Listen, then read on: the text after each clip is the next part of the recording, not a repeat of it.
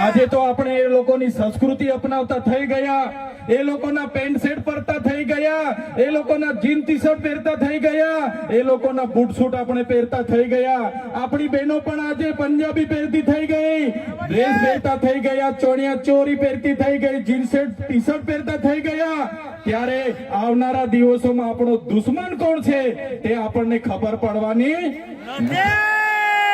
ત્યારે આપણે મૌલિક નૈતિક મૂલ્યો આપણે જાળવવા પડશે, આપણી બોલી ભાષા આપણે સાચવવી પડશે, આપણો પહેરવેશ, આપણી સંસ્કૃતિ, આપણા વારસામાં મળેલી આપણી પરંપરાઓ, રીત રિવાજો આપણે સાચવવા પડશે. સાથીઓ, આપણા વિસ્તારમાં વૈશ્વિકરણના નામે જમીનો છીનવાય છે, ઔદ્યોગિકરણના નામે જીઆઈડીસી આવી એમાં જમીનો છીનવાઈ ગઈ, અને તમે જોઈ લો આજે ધર્માંતરણના નામે આદિવાસીઓને ભોળવામાં આવે છે, આજે શિક્ષણના નામે ધર્મના પ્રચારો થાય છે.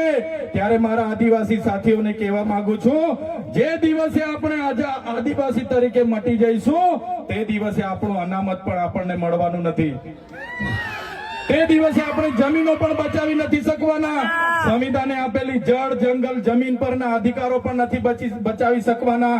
ત્યારે આ લોકોને આપણે કહેવાનું છે કે આપણે હવે ઓરિજિનલ આદિવાસીની રીત રિવાજમાં, પહેરવેશમાં, આવા કાર્યક્રમમાં આપણા હજારો સાથે વાજિત્રો સાથે ઉપસ્થિત થયેલા છે. ત્યારે મારા તમામ વડીલો, તમામ યુવાનો, માતા બહેનોને વિનંતી છે કે આ કાર્યક્રમ એ સમાજનો કાર્યક્રમ છે, અને